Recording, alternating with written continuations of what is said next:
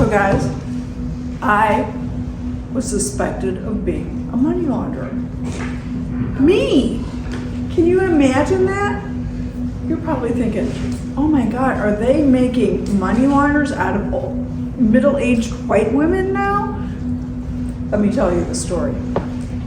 A few months earlier, before I was a money launderer, I had dinner with a friend, and he told me about this investment opportunity that guaranteed amazing returns. And of course I wanted a boatload of money. Don't we all? Little did I know at that time that this was a scam. Months later, it all came out, and because of that, I started looking into the scamiverse. Mary, are you intending to be displaying this slide? That's just on the. No slides. I don't Your have notes, slides. okay. No, that's So that's my teleprompter. your computer. That's the screensaver for projector. Yeah. It's annoying that it has one. Okay. So raise your hand if you have not been scammed. Successfully scammed or somebody Yes, successfully. tried? If you have not, raise your hand if you have not been successfully scammed. Okay, now lower your hand if you know somebody who has been scammed. Okay, so there's no hands left. So that means every one of us was touched some way by a scam. We are all in good companies. Good company. The scammers are out to get us at every turn. I'll tell you a little bit more about that. And as I was investigating scams and that whole area, which is totally new to me, the one fact that really riled me up was when I found a statistic from the FTC from 2023 that $10 billion was scammed from Americans in that year alone, in 2023. The FBI reported that 20 billion, twice that amount, was scammed from Americans just last year in 2025. Now, it's really hard to figure out what those exact numbers are because the reporting is voluntary. It's estimated that 95% of scams never get reported. So it became my business. Like 95% of people are not even reporting scams, and they're still getting $20 billion, reported $20 billion from us. And that 20 billion is just the tip of the iceberg. The actual number could possibly be upwards of 400 billion in a single year. As a point of comparison, the entire US commitment to Ukraine, the Ukrainian war for 3 years was 183 billion. So the scammers are getting more from us every year than we are spending, our country is spending on a major war. Just think of that. So why don't people report? Well, shame. They feel like they should have known better. And they may not even know that they can or that they should report or how to report. I'm not going to address that part. I do want to address that shame and stupidity angle today, because it's not really what you think. Being scammed is not a sign of stupidity or gullibility. It's a sign that someone hacked that victim's emotions and thinking. A scammer social engineered that victim. And if you don't know how this works, you could be a victim too.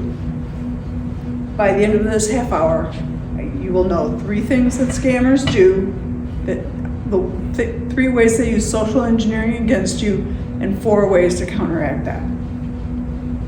So let's talk a little bit about what is a scam. As my definition of a scam is theft wearing a believable disguise. So the scammer is pretending to be somebody else. They're always pretending to be somebody else. It's a deception designed to get you to hand over money or personal information, either as theft itself or as the first step in a larger scheme. Scammers work full time to take your money. There's books written about this. A lot of organized crime involved in scamming, mostly coming out of Southeast Asia. And sometimes those scammers are actually scammed into becoming scammers. But I'm not going to go into that in detail right now. The scammers work full time to take your money. They dress that theft in countless disguises to hit every aspect of the human experience. Every aspect. As fake tech support to somebody who doesn't know computers very well, as a romance to somebody who is lonely and bored. We talked about being lonely. Jake talked about being lonely today.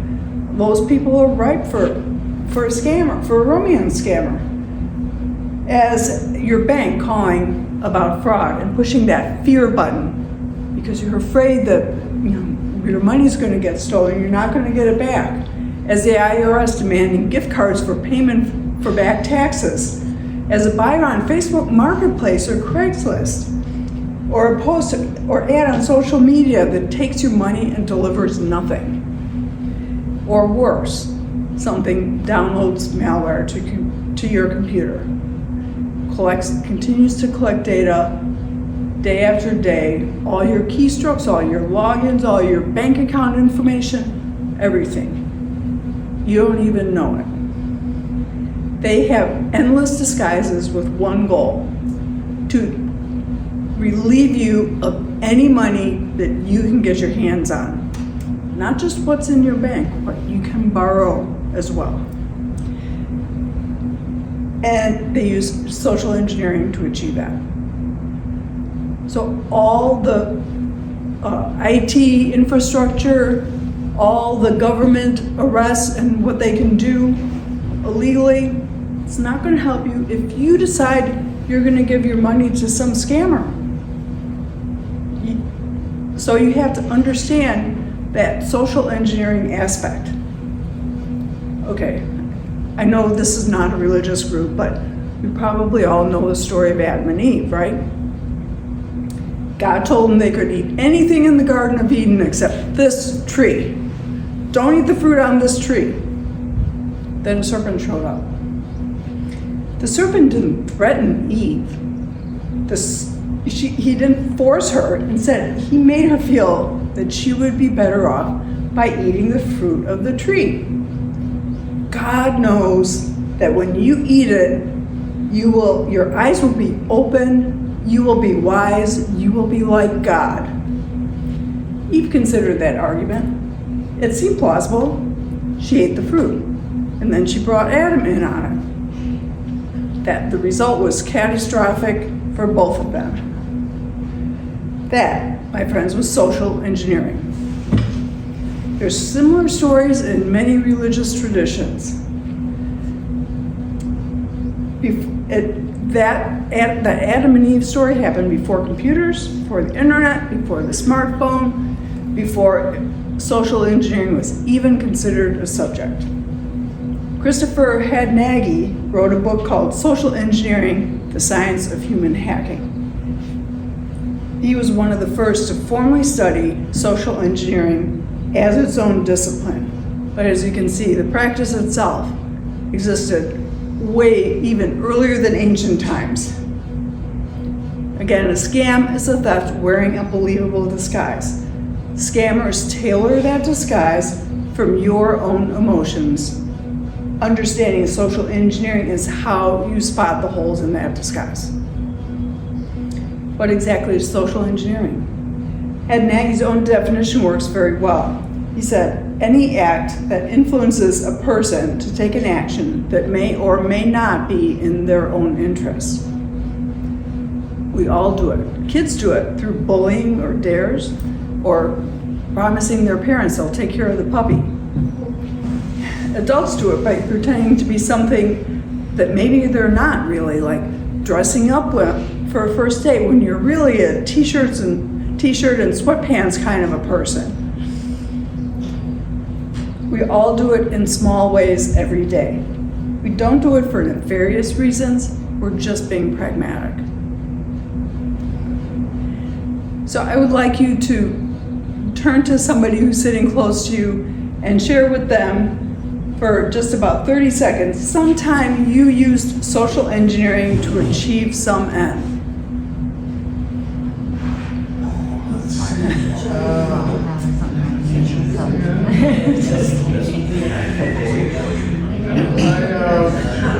Probably the earliest ones I got the local public library to give me the admin pressure. I called them on the phone, I said I was tech support. Oh, that's like an actual problem. Well, I don't know about that. I was like 15. Alright, pass the second. I want to just like wearing my journal and rescue I'm sure there more stuff on the phone.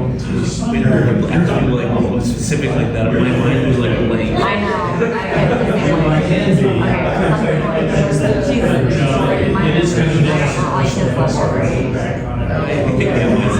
Okay.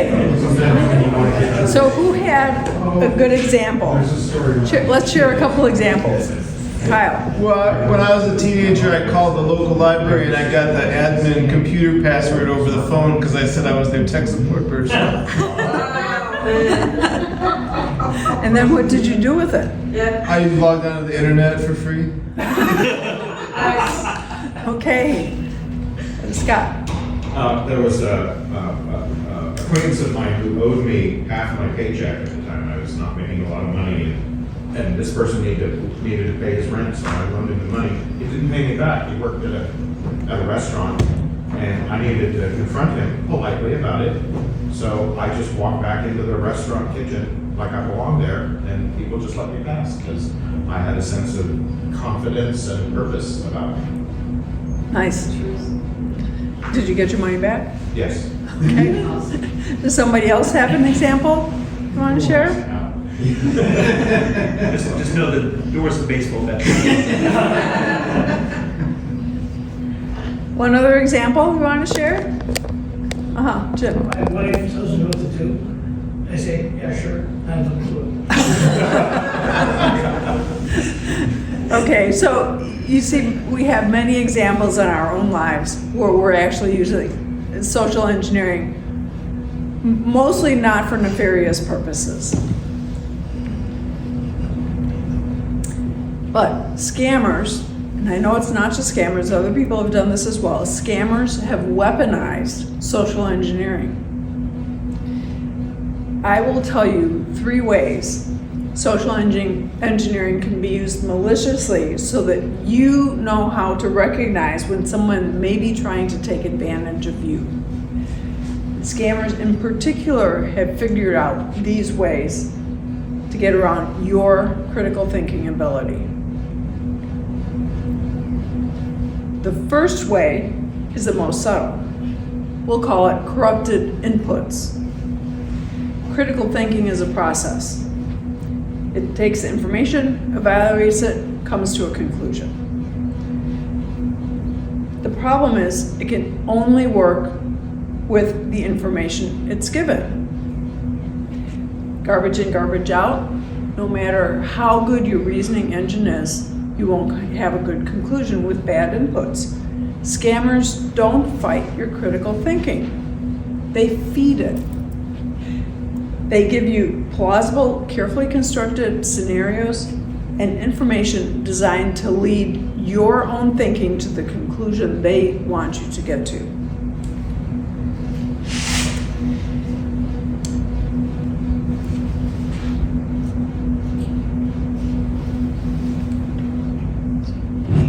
Technical difficulty.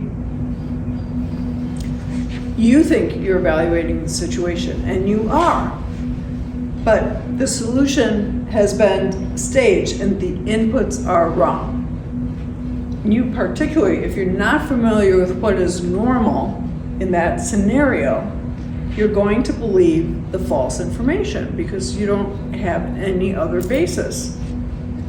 When my friend told me about this great investment opportunity, I put all that information into a spreadsheet.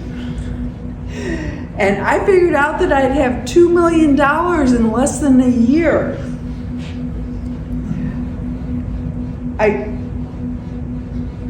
I could see my initial investment showing up on their website. It was increasing. What my friend had told me was true, and I could see the results myself. I had verified my own thinking. The platform looked like another crypto platform that I could find on an internet search, but I couldn't find this particular thing that I was putting my money in. I couldn't find that from that platform I could find on an internet search. And when I asked about this, I was told, oh, we're testing a new website and a new format. And this made sense to me because I was a software engineer for years, and we always tested with prototypes and weird testing configurations, and this to me was something that was normal. But where did that information come from? It came from the scammer. The scammer is the one who answered that question. I asked the question of my friend asked the scammer, and then it came back. At every step though, I was thinking, I was evaluating, I was being very careful. But it didn't matter because the inputs I was working with were not real. And I was not familiar enough with the crypto environment and this investment type in particular to recognize normal or not normal. And I had not learned about social engineering. I was a software engineer. It was all very straightforward. You write a program, and whatever you write, that's what happens in the real world. So who here has made a decision based on invalid or incorrect inputs? Okay. Somebody tell me about something you did. Paul. Car repairs. Okay. And the person who took apart the wheel, did all this, that there was a problem with an A-shaped piston. I know nothing about cars. He started saying all this, and he said, it cost 500 something. I said, oh, I don't really have the money at this time. And he goes, wipes it out, he says, I can only do it today. Emergency. Yeah. So I walked away, took it somewhere else. There's no such thing as an egg-shaped piston. Yeah, so you didn't really know what was normal in that scenario, and you had bad inputs. Somebody else.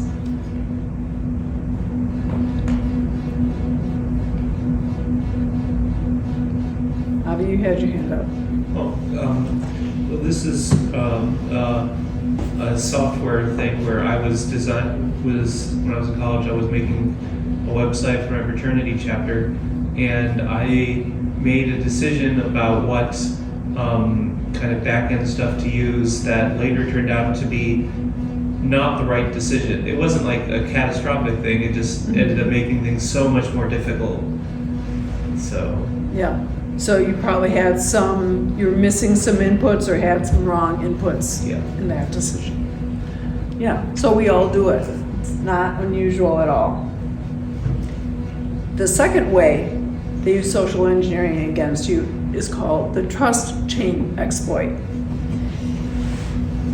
The scammer doesn't need to convince you at all. The scammer just convinces somebody else who then convinces you, somebody that you trust. In my case, the scammer got to my friend first. My friend genuinely believed what he'd been told by this person. So he did what any of us would do. He brought it to his friends like a gift. I was so excited to get this and to be able to make this money. It was great. I never was evaluating the scammer. I was only evaluating my friend.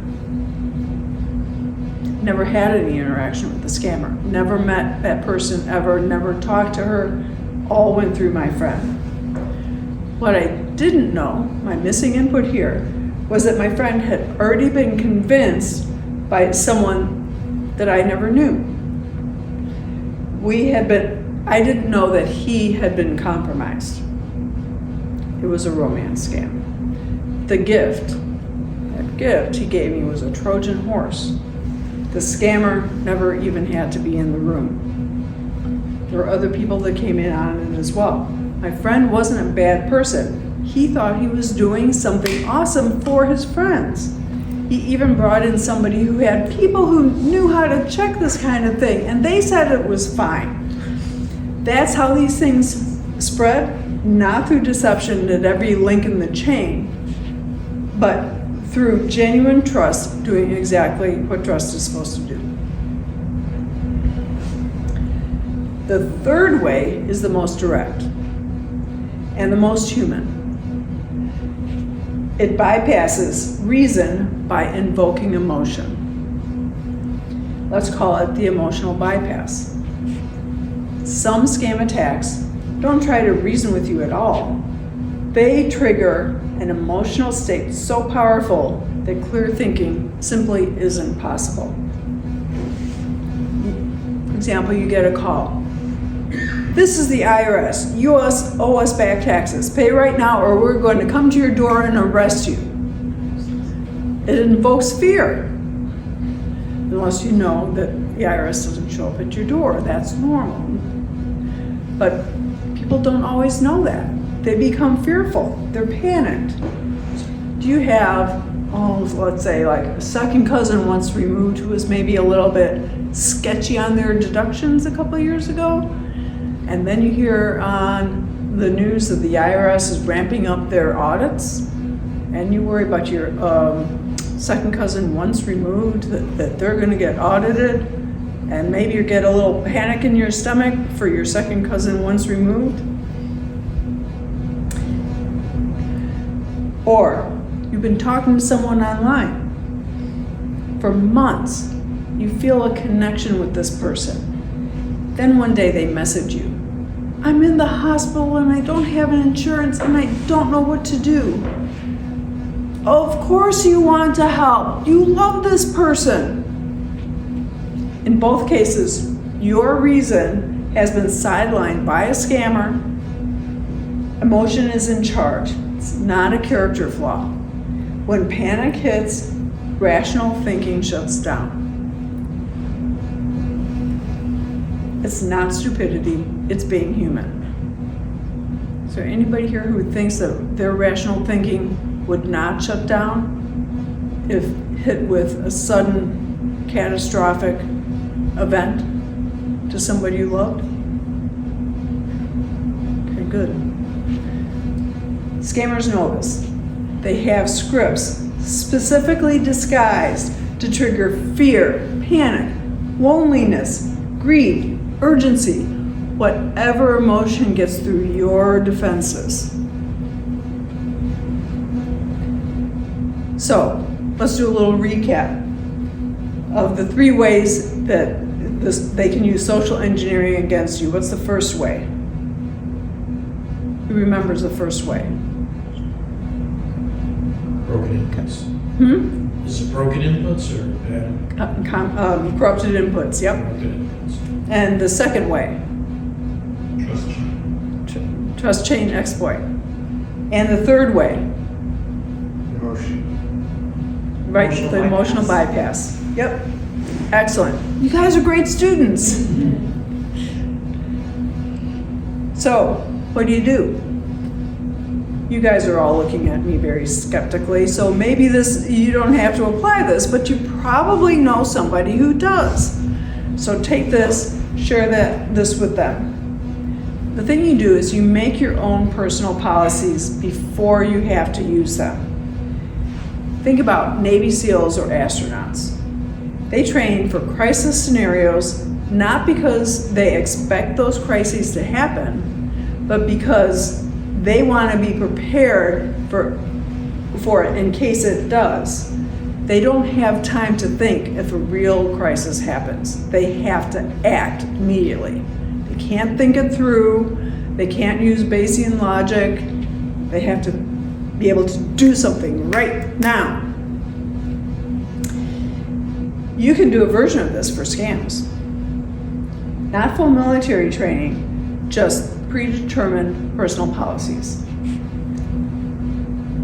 Rules that you can make for yourself now so that they kick in automatically when you need them. I'm going to give you 4 policies that you can adopt or share with somebody else that will help you stay scam proof. And I'll show you exactly how each one of those would have affected my scenario. First, don't answer calls or texts or DMs from somebody you don't know. This one stops the whole thing before anything starts. My friend accepted a call from what turned out to be the scammer, let the communication happen, let the relationship get established, and the rest is history. The simplest defense is the one nobody likes to do because you're afraid you're going to miss something. But trust me, if it's really important, they will get a hold of you. Whoever it is will get a hold of you. They'll text you, they'll leave a message. You can use call screening on your phone. Most recent phones have call screening built in on both Android and iOS. So you can use that. My personal experience, I use the call screening a lot. I get a ton of calls. Probably 2/3 of the times my phone rings, it's not a number I recognize. I hit the call screen button, they hang up before they ever get to the call screen. End of story. Second, verify independently. And independently means outside their control. I tried to verify. I asked questions that went through my friend. He gave them to the scammer, and I accepted those answers. That's not independent verification. Independent means you go and find the proof that does not come from that other person. If they send you a document, website, anything that's from them, that is not independent verification. Do your own internet search, phone a friend, whatever you need to do to verify outside of this little universe over here.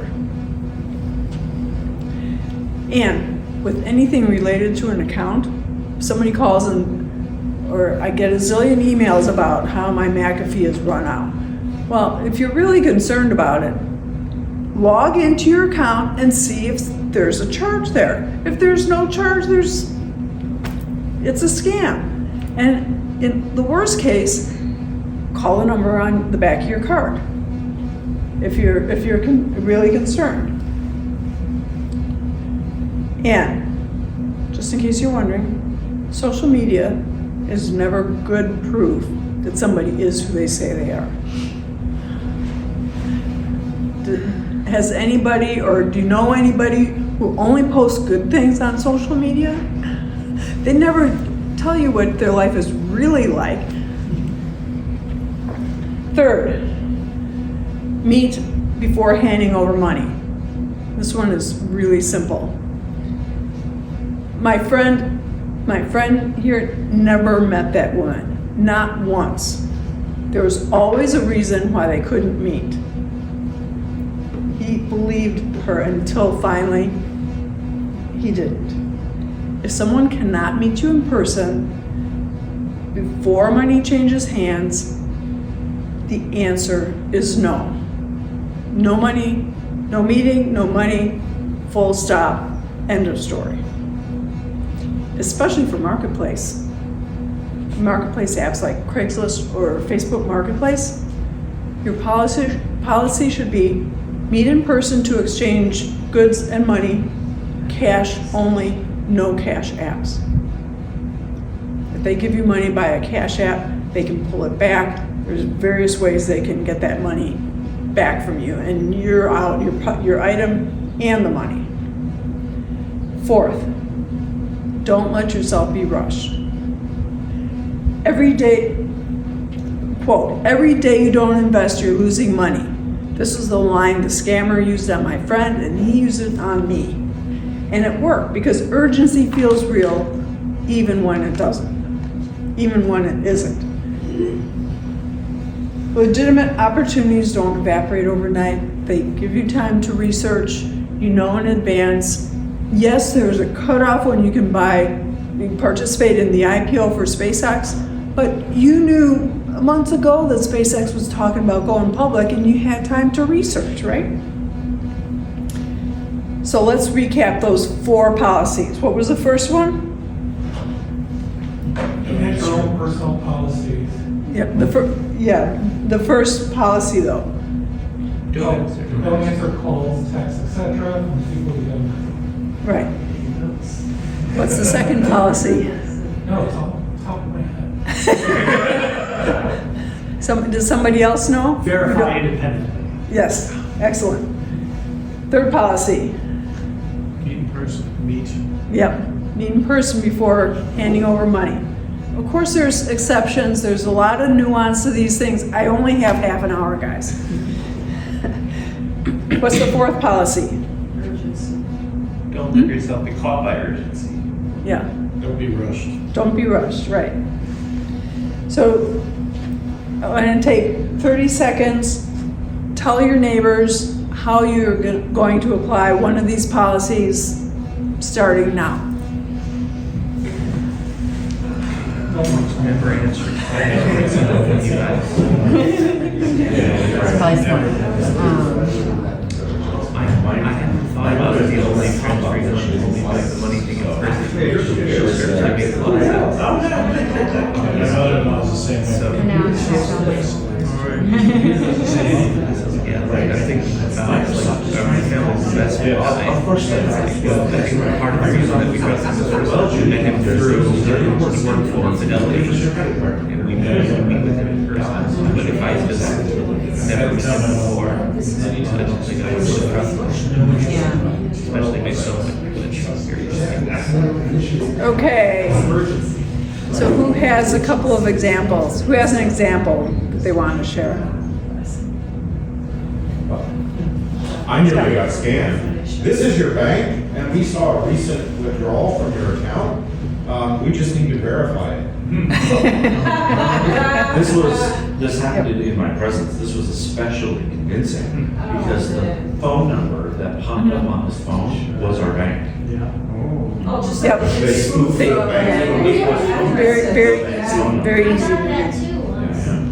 So I almost fell for it. He snipped it out before I did. Okay. So what did you end up doing in that case? I learned the lesson, which your bank will tell you. We will never call you and ask you for your password. Yeah. Right? Yeah. Did they ask for your password? Yeah, they did. Yeah. Yeah, they should know how to get in there. But Yeah. at the time, I wasn't as aware of that attack. Right. So Yes. they asked him for his login information. He was a little skeptical, and then they sent him a code from the bank doing the password. Yeah. So somebody was doing the password reset Yeah. program because he wouldn't give him the password. Did the code? Oh, can you tell me the code that we just sent you? Really interesting scam. Like, Yeah. How they did it. Yeah. They can also, Similar, the credit card company called. Yeah. Yeah. Stuff like that, so I said, you know what, I said, I don't have time right now, can I call you back? Right. Yeah. And Call I'm and I'll like, back your card. I just flipped my card and called that one right back, Yeah. I'm like, and there was nothing. Yeah. so just so you know, all your information is already out on the dark web and scammers buy it. And even if they get a site taken down, they've got copies of that data and they just spin up a new site. They do this like crazy. They can spin up stuff very fast. They create new websites all the time. And so they could actually have your login and password and they're punching that in, but because your bank had turned on multi-factor authentication, that code request is coming to your phone and they're calling you trying to get you to tell them the MFA code. Nowadays, Okay. usually you get a message alongside that says, don't give this code. Right. Yeah. Now, I did have a case where I called the bank about something and then they sent me a code and wanted me to read the code. And I'm like, but don't you always tell me not to read the code? And she says, well, you called me. I didn't call you. So, okay, it was okay. Okay, so I mean, these are just like tiny, tiny things. There is so much.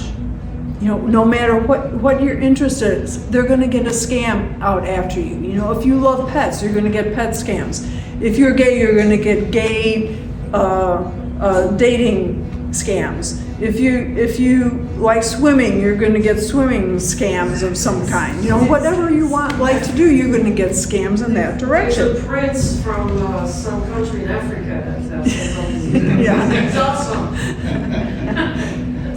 I bailed that guy out so many times. Oh, man. You married to him? Yeah, that's, you know. Okay, so a couple of things before I wrap up. I've written a book called The Scam Survival Guide.